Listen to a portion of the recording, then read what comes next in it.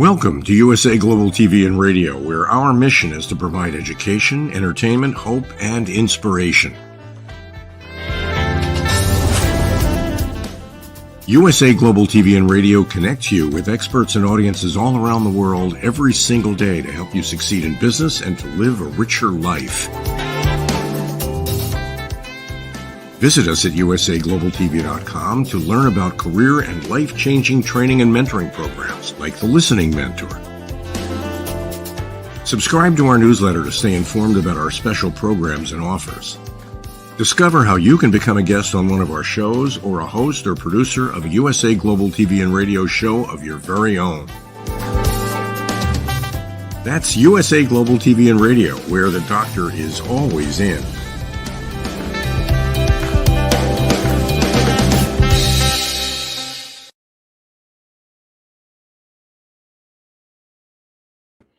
Hello, everyone. Happy Friday, happy Saturday, wherever you are in the world. Welcome to USA Global TV and Radio. We proudly provide world-class education, entertainment, hope, and inspiration.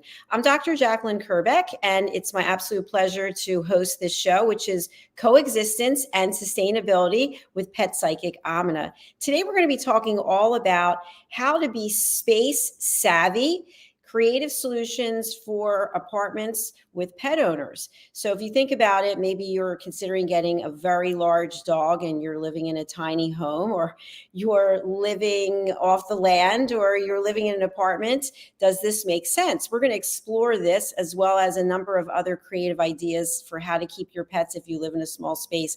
And we're going to be doing that with Pet Psychic Aminah. Before we bring her out, if you would ever like to have a question for Pet Psychic Aminah about your pets, or you're interested in working with her, you can always contact her. Here is her contact information. You can go to her website, which is bridgingworlds.us, or to her Facebook page, which is also Bridging Worlds. And now we're going to take a minute and hear from one of our sponsors, and we'll be back.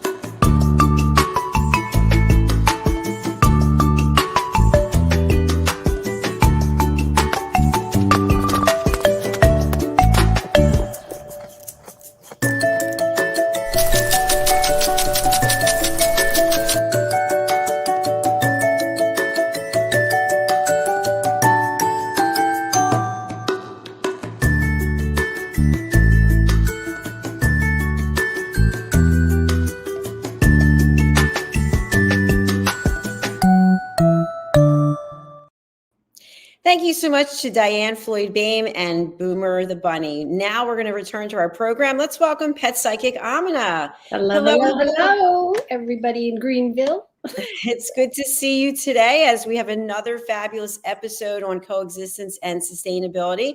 Today, we're going to tap into your mind share to help all of those out there who are living in a small space and thinking of getting a pet. And what I shared initially was sometimes people, they love big dogs and yet they're living in a small space and there's not a lot of room for the dog. So let's just start off by sharing what your suggestions are in general when people are thinking about getting a pet. They've never had a pet before, or maybe they had a pet and it passed away. Maybe they're being pressured to get a pet by their children. What are your thoughts about, generally speaking, purchasing a pet that they're going to have with you for years and years and years? I love that we're starting here, because that is really the scary part about people who work with animals full time. We see so many dropped off at clinics or dropped off at pounds or places that they've gone over their head. They didn't know. They didn't know the behavior. They didn't know what they needed to feed. They didn't realize it was going to be so expensive. There's so many didn't you knows when you're dealing with getting anything for the first time. If you're deciding to get a Maserati, I'm sure they have a lot of needs at a mechanic. Your pets are living, breathing, sentient beings that deserve to have a great life, a good life, a stable life. And so I'm thrilled that we're going to be able to give you some free tips and help you along the way. How do you choose a pet? First and foremost, you need to figure out, is this the right time? Is this the right place? Are your children at an age that they are still pulling their siblings' hair, much less a pet's hair? So what I always recommend is when you're either your pet even has passed away, you as an adult had pets, so you think they're wonderful, which they are. I would highly recommend, if you can find this, it comes and goes with all kinds of places that pets are at, like a kennel or any other places dealing with pets that have been dropped off. Find a place like that, Humane Society, all of those wonderful organizations that are saving animals and really needing to rehome them. They're not in the pet industry. And I don't believe, and I'd love to hear from somebody if it's all over the US, but it's been quite a while that pet stores cannot any longer have pet adoption days unless they are sponsored by one of the rescue systems. Because what we want is there to be no pets that have no home. So what do? Well, first, I would hope you would go volunteer your time, even with your children. They can clean water dishes just as well as a 16-year-old or a 15-year-old, but it depends on the place. If they allow a supervised child that young, because in all honesty, that's the ages of, and even adults do them, but let's watch out for our children, where your little finger is in that little cat's mouth. And I don't want to give you a bad idea of it, but this is the reality. And I want to always be real.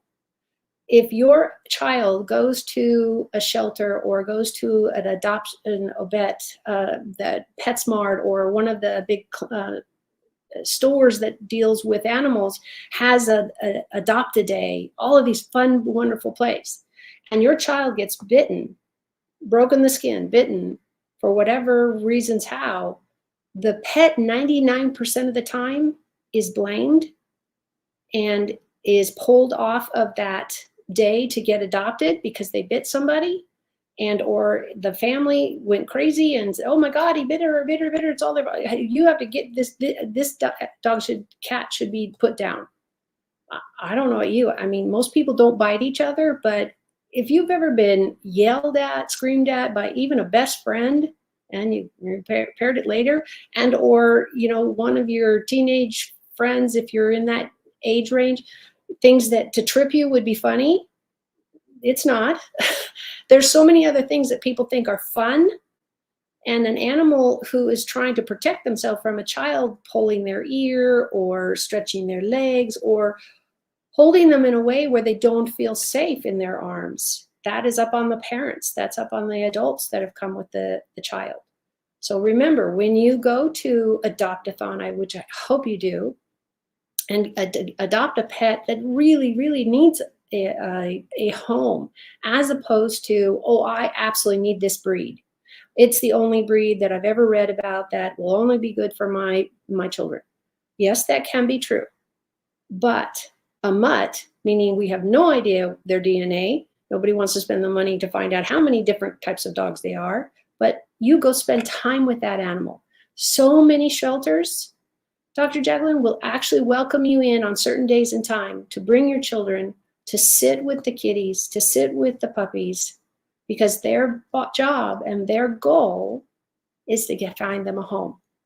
And they will let you know if they're like, wait a minute, there you got some flags on there, because they will have, a good organization will have a piece of paper or two to tell you about their home, your home. Is it rural? Is it next to the freeway, etc.? Do you have, if you're getting a dog and they need to go out to go to the bathroom, do you have a yard for that? Which means, do you have a fence on that yard? Do you have locks on the gate? Is it possible for them to jump the fence and run into the street? And what's on the street? Cars. This is where you begin, is what's your life like before you adopt? Months and months before you adopt, of what type of animal. The next step I'd love to encourage everybody to do is go volunteer your time in a shelter, in an adoption center, all of these places that still have pets that are desperately in need of somebody to love them. Don't be shy, please, please stretch yourself a little bit out of your comfort zone, just a little. I don't want you to go against anything you don't have the ability to do. If you're not the one that likes to clean up after animals, well, then you may want to think about having an animal, much less which kind of animal. Dogs need to go to the bathroom. Cats need to go to the bathroom, and they don't flush toilets really well. And believe it or not, out there, I believe there is a toilet that comes with, you can get a top for it, that your animal can walk up some stairs, go potty, and then of course you get to flush. I don't know that they've taught them any of that, but look outside of the old traditional, oh, you got to let them out, let them go potty, and then they come back in. Well, remember, somebody's got to go out and get the poop, because it, first of all, will attract every kind of bug and everything. And if you have children or even yourself and you forget and you walk in it, it's really gross. I promise, I've stepped in a few of them just being around animals all the time. These are your first things you need to do. Find out about your lifestyle, go talk to trainers, read up on it, see if you can foster and have a pet for a short amount of time, whatever that is. And that will really wake you up to, this is what I can do, this is what I will do, this is what I won't do. Is this conducive to this relationship? That's your start. Tons and tons of great information there. Thank you. So you set this stage, the foundation, really, if you want to go and get a pet, you want to adopt a pet, however you're getting that pet. So now you live in a small space. Right. Or you live in a space, maybe there's many people living there. You have a lot of family or whatever the conditions are. And now you want to adopt a large dog. So what are the differences in terms of space requirements based on the size of the dog? Because typically you're going to be walking the dog, you're taking the dog out. Although I know some people, they have very small, like little teacup dogs, they can use pee pads. So can you share a few tips about whether or not to get consideration about the size of the dog based on the place where you live? Because somebody might be like, well, why does it matter the size of my home? Wait till you get a giant dog in there and all your coffee tables are never the cups up top. They're all and that's just because they wag their tail, which means I'm happy. So you got a happy animal, but it's not going to all the china off and all the desk. If you're a very organized person but have a lot of knickknacks or a lot of beautiful things out for you and everybody to see as they walk by, I promise you the dog is going to not know that his tail has got a problem. So do you go and clip his tail off? No. Then how does he walk? Because it's part of his balance. not just those 4 legs, it's part of their balance. So that's why you have to really be careful choosing a purebred or somebody who's breeding a certain way, like no tails. That's a thing. And it was for a long time. I don't know how prevalent it is now, but it's been a thing of cropping their tails, literally cutting them off when they're either babies or a little younger, because they're just like, I don't want a tail in my face. Well, then you're asking the animal who doesn't know why he can't quite or she can't quite, walk across the flat floor because their balance is off. They're missing something. What do we do when we lose our teeth? And I don't mean just as a child and you get new ones. So many people sadly have dental issues and their teeth fall out. Well, what does the dentist do? He puts in another one, false or real or whatever. But I want you to understand that that's the balance on how you chew and how your gums are going to react to the not having a barrier of the tooth. That's the same thing with the tail, same thing with their nails. You need to find a great groomer and somebody who's got your back. If you don't want to learn it, because of who I am, I went and took grooming classes when we rescued a German Shepherd. And that's 2 coats of a lot of brushing. I swear, it'd make a whole other dog when I was bred. And I had to brush him a lot. I don't remember anymore. He passed away about 15 years ago. But I also had him as a dog for my little ones. And they were always supervised together. So I'm not only coming from book knowledge, I'm coming from actual working with them. And shepherds have that double coat. And I tell you, brushing and brushing and brushing, I could have made a couple of dogs out of how much. And you might feel that too. But guess what? Also, you're doing bonding. You're bonding. How many people love to sit on the floor, and I've seen them do with sisters and mothers and brothers, a little bit less, and they just brush their sister's hair because it's just nice and it feels wonderful. Your animals feel the same way. They can be very, very much afraid of the brush or whatever if it's ever too hard or it makes scabs on their skin. Yeah, that's not going to be fun, but that's not fun for anybody. You have to start where you are able to be. If you don't want to go out 2 or 3 times a day in your yard for a walk, whatever, and they need to go to the bathroom or they just need to get out and get something done, move around. Think about if it was yourself. Wouldn't you want the people that were in charge of getting you out, because you can't open the door and you don't leave the property, and have somebody say, wow, I feel better, I'm a better dog. You'll find less behavior problems. And this is pretty much across the breeds, but there's always somebody that experienced something different. But you will find that your pets, especially your dogs, because we're talking about going for long walks, cats can be taught to go for a walk. It just depends on the personality if they want to. And all of that energy comes out in a healthy way. If you can even just throw a ball, if you're handicapped or you, for some reason, can't or are unable to throw a ball, guess what? They make machines that just spit them out. And you can actually put a timer on, and the machine usually has a timer on it. So it goes every 30 seconds or every 2 minutes. And it's hilarious watching these dogs go back and forth and back and forth. Because the one time that I saw this last was the dog tried to eat the ball before it came out. Because he's like, I'm going to get it. And that dog looked at the balls more as trespassers. It was really fun. So I want you to have fun with your pets. But you do owe a lot of this work with them. Yes, having fun is a big joy part of having a pet. Yep. So if someone is living outdoors, let's say maybe they have a log cabin. I should say they live in the outdoors. They're not living outdoors. Was it possible that having a large dog in that case might be better than a small dog, since it might be hard to find the dog if it runs off? Yeah, you might not find it. That's why collars now come with the fob that says, this is where I'm at. They make them for people. I actually, I wish my purse was closer. I actually have one on my purse. My daughter turned me on to these, of course. a millennial turned me onto these, but you can get the same type of reaction because the one on my purse, I really wish it was here, is like a little bear, little white snow bear. That's what she got me. And what happens is she knows where I am, or my purse, we all know where my purse is, and I never lose it. Because how many times have women put it down and then they went to talk to the next person in the room and the next person in the room, and, you know, and they're like, oh my God, which chair did I leave it on? Dogs are really great. They have a collar. They, on 99%, I don't know any state in California, much less out of California, that doesn't allow you to have a dog without registration, without rabies, all of these things. So they've got these tags on all the time, maybe not when you wash them.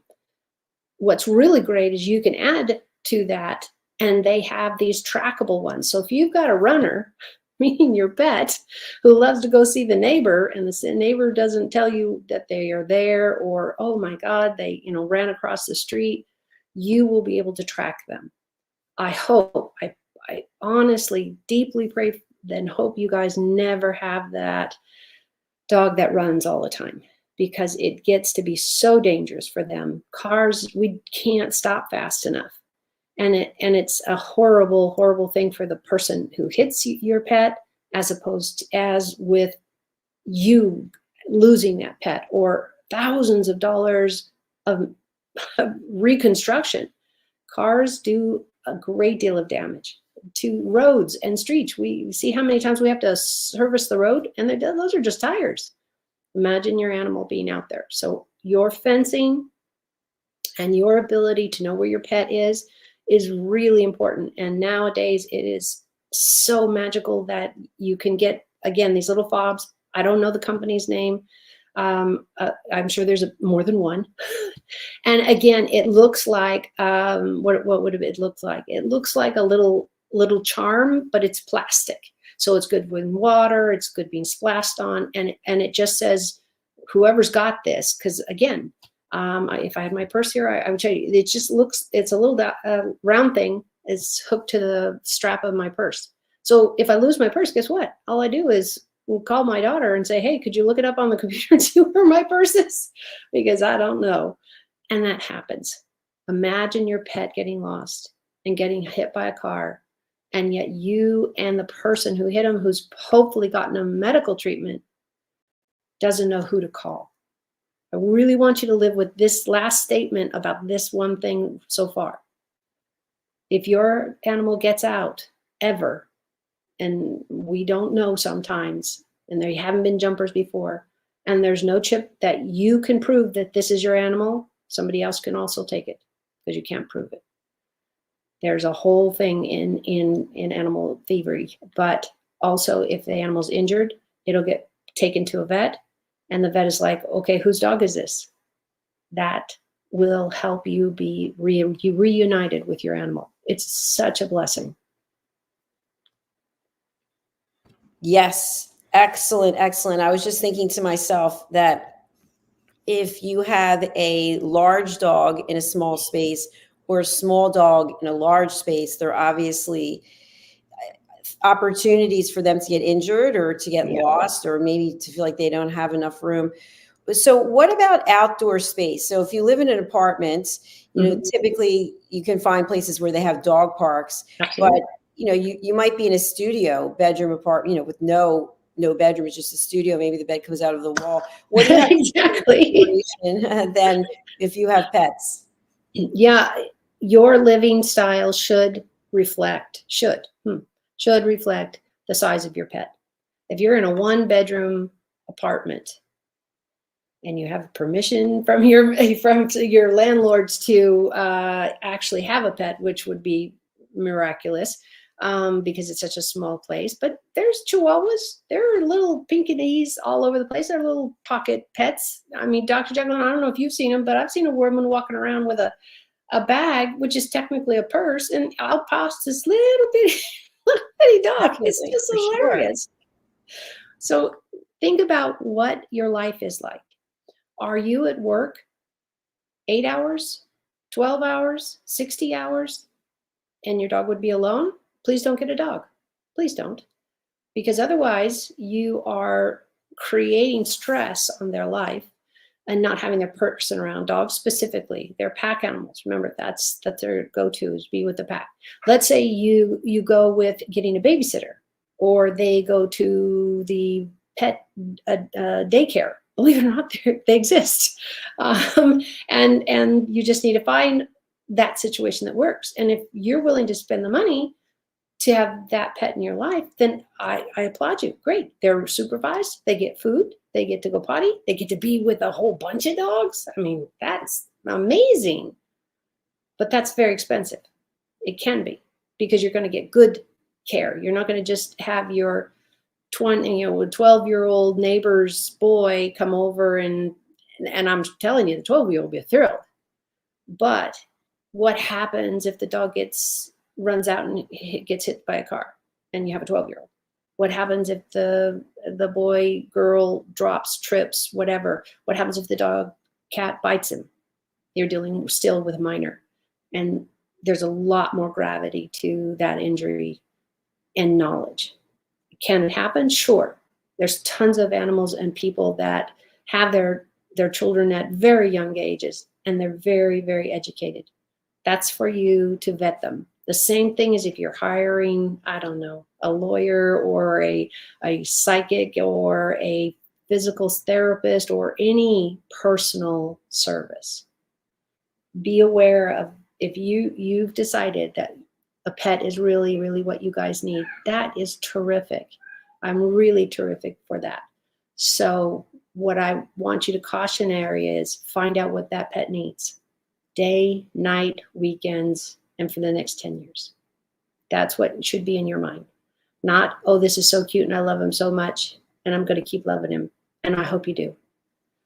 That doesn't always happen. We get so caught up in how cute and wonderful they are. And I don't know if you guys can hear one of my cats crying in the background. She'd been sitting on my lap for the last hour and now she wants to come back. And we'll maybe pass her, but she's all the way down the hall and complaining. So again, life is different with a pet. Make sure I would highly recommend, if you haven't had a pet for a long time or ever, go to the shelter and ask if you can sign up to be a helper, or somebody comes and pets them if they just come and change their water. But what the best thing would be to do is to get involved in being there to play with them. And why would a shelter do that?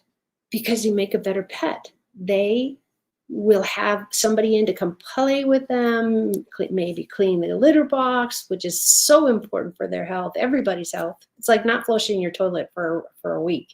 And you wouldn't do that, I hope, at home and or in your bathroom. You wouldn't want your cat walking around that, especially if they're walking around your house.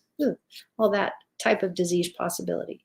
But go and volunteer anywhere you can with any kind of pet, regardless if it's not one you want. How fun it is. Well, you're not got the space for a dog, or you don't have the time you think for a dog. Great. But wouldn't it be fun to go sit in a whole pack of them and go take them for a walk and have that wonderful experience with a dog, even if that was not your plan to ever adopt a dog? You can do it with the cat also. Yes, adoption is the way to go. Rescuing is definitely the way to go. So what about if you're living in a small space and you have allergies? You have allergies, but you got a dog that is not hypoallergenic. Can you just talk about the fact that some dogs shed, some don't, and some have dander, and people are allergic to this? So can you tell our audience a little bit more about this subject? Yeah, poodles are pretty much what we consider at the top of that ring, meaning they have the least allergies. This is what's general, okay? This is not a gospel on anyone. Every animal is different. Every breed is different, but there's certain breeds, Bichon Frise, for example. I actually have a family member who adopted this puppy specifically. She went after finding a good breeder and doing all the work because she wanted to have this dog in her practice. She's a therapist. So what else is very great during a therapy is having a fuzzy, wide Bichon Frise, and they're not very big. They're wiener dog plus fluff. They're very soft, but sadly, she was told, as all the work she's done with this, and this dog, this is 10 years later, she still has her. And, you know, they need to be bathed, they need to be cared for, but because of their coat, they got a lot of rashes. She had never heard of this until everybody said, no, Bichons can have skin issues. And who knows why? You'll have to talk to your vet, they're the expert, but the things I've heard have been, they're overbred, so there's a DNA problem, and they get all these rashes, on, and everything in between. Everything with why do I get a rash on my shoulder and you don't? You know, maybe you brushed against a plant that you didn't, your body's going, oh, don't know. Well, how are you going to know that? And walk around and monitor your pets. That's where vets come in. They're going to draw blood. They're going to do some science on that. What you need to know is all animals have the ability, even the hairless ones can come up with an allergy of something. How it happens is out there to be discussed, and you've got a million books. So just recommend that you read everything. So I know that this works because I tried it on my German Shepherd, and I gave him little pieces of food that had the ingredient that he was allergic to. It took us 6 months and a little at a time, because at the beginning I had to back up, make sure his skin, you know, didn't go crazy, and then go a little at a time, a little time. He loved the little meat chips that I put it in, but we worked together with the vet and said, okay, this is what I'm doing. And of course, talk to other trainers, talk to other people with animals that have allergic reactions. My daughter's dog is still to this day, Bichon Frise, white, fluffy, absolutely adorable, and itches like crazy. So she has to be extremely careful on what he's ever around. Even, for example, a woman's cologne, a man's cologne, a woman's perfume, and your lotions you're putting on. I don't know about you, but the last lotion box I read the back, I don't know half of those ingredients. So you have to be careful around your pets. Ivory soap is one of those things that I would recommend because I've actually used it. It has, or it used to, I haven't looked it up in a long time because I haven't had a problem with it, but my skin, I used to have allergies on my skin a lot. So I was always, I found out that ivory soap had the least, you know, perfume, all those colors. You can't get it that way now if you want, but they still have that one plain bar. This is what you have to find for your pet. And it can be a science project, or it can be something they ate. Every animal has the possibility of needing these extra cares, just like people. So I highly recommend that you find time, if you can, would be wonderful, and volunteer your time at one of the shelters. 1 day a week, whatever they'll let you do, because they always need help with cleaning and socializing those animals. Some have an age range, some do not. Some will let you bring a minor with you if you come together. You just need to talk to the shelters. There's where you're going to find the reality of what I'm talking about is, do they still do that? That's what you're going to need to find out. I'm thinking about us getting a pet. Can we just rent it for a week or two until my kids kind of show me what they're going to be like? It's a good premise to start something like that. But everybody behaves differently at the time. So your children might be on their best behavior the first time, and second time, maybe up to the third time. But guess what? They're all like, oh, that's just Charlie the puppy. We'll go, we're going to finish watching our cartoon over here. We're going to do this. We're going to do this. All good things sometime come to an end. And if your children, after, let's say you've all signed your contract mentally or physically, and you've decided you're going to get this breed or go to this shelter and find this breed, and everybody's so excited, it's such an exciting thing to do. I know I love it. That's why I stay away from going to too many shelters without supervision. Bring home too many things. So it's everybody, and parents can do it too. Then you need to walk away and get that balance and say, okay, you just went to this person's house to do this activity for 4 hours, and this child went here, and the adults went here, and then they're all walking. Where would a dog or a cat fit in that scenario of a real life for you? Please, please take that into consideration when you adopt.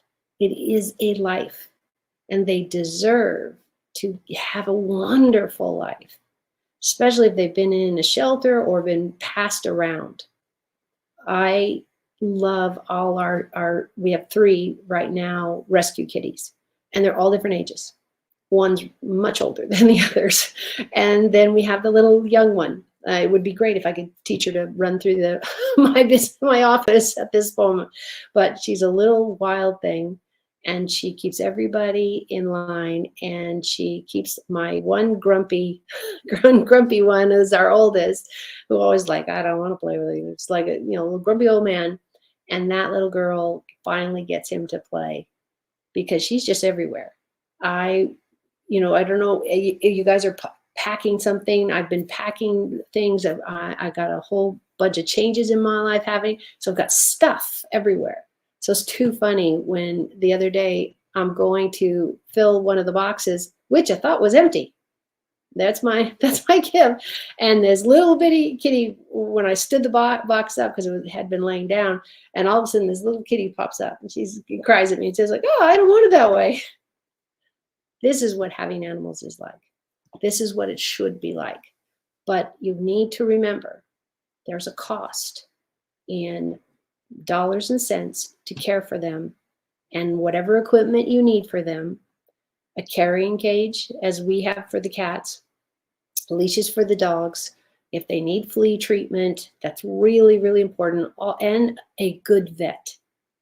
A good vet and staff will save your life, and hopefully some money and a lot of other things. Now, our cats haven't had flea treatments or anything in years because they're all indoors, and we've never had a problem since we brought them all indoors. Now, all the cats we have now were all given to us either by a friend that got the cat, couldn't handle the cat, and asked us if we babysit. I don't know about you about babysitting. That was 6 years ago. So don't feel bad. Just feel that lives do matter, and go into that loving place that all our pet owners, that's, I think, something we all have in common.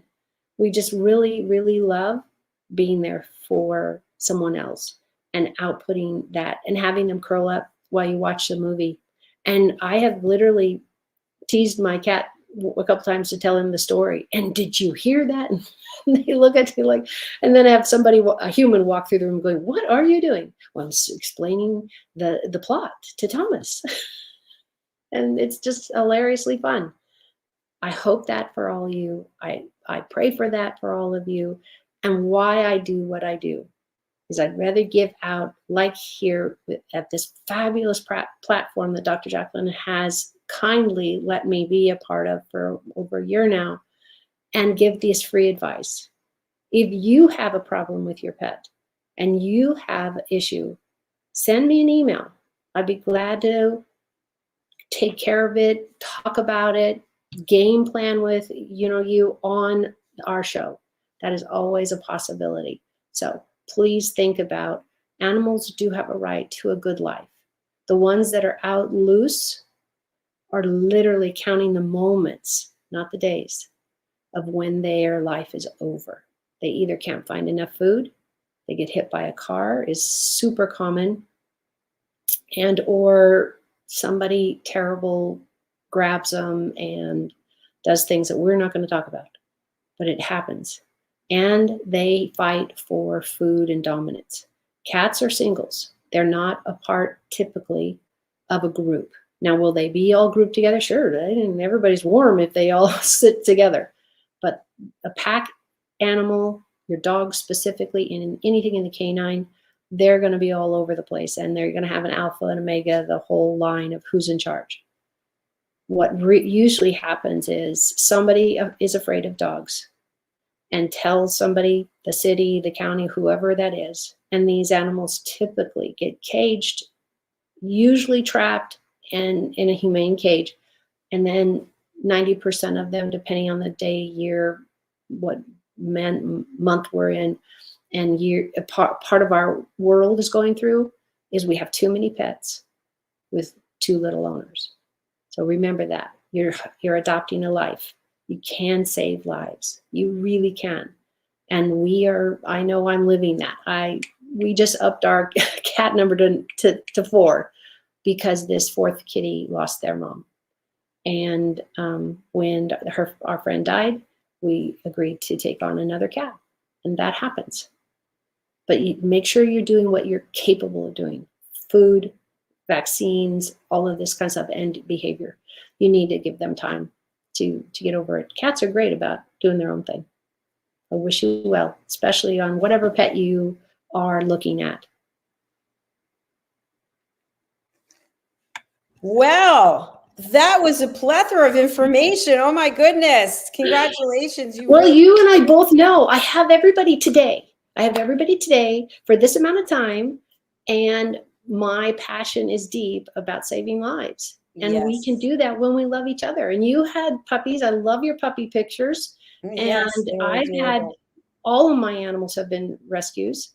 And we have a black cat, and we have this, and I actually got a German Shepherd, purebred. Everybody might have heard that. He had a tattoo in his ear, and we bought the house. And we asked the realtor, why is there a dog in the backyard? He said they moved away and left him. Oh my God. And what was nice, he had a tattoo in his ear, and I found the breeder. Oh, were they mad? Oh boy, were they mad. Because you should know, you have 10 years, 5 years, 6 years, I don't know, a goldfish, 3 weeks. I don't even remember a goldfish anymore. I did that when I was younger. Remember, it's a lifetime. Not your lifetime, their lifetime. And yes. You've had puppies and dogs and all that. You know how fabulous it is to have that greeting when you come in, because you're little fluffy. I hope you have a picture to hold up for everybody. You usually used to. And it makes us better.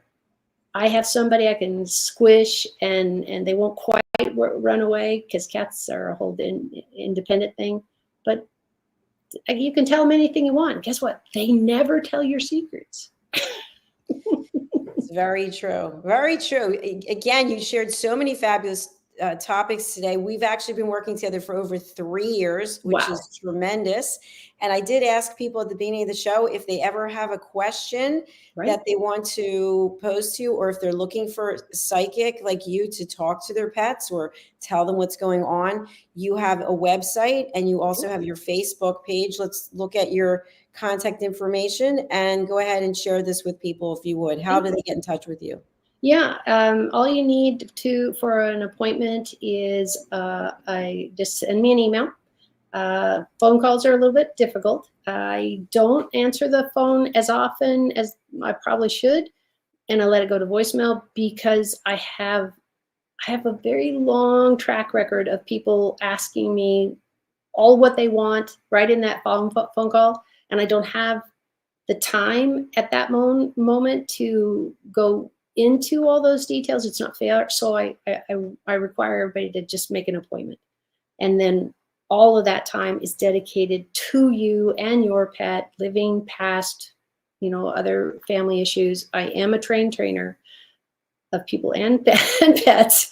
And so we can really dive in. But a lot of times it'll go straight to voicemail, because I have such a difficult time. You can imagine, we're all very passionate about our animals, and they want to talk about it now.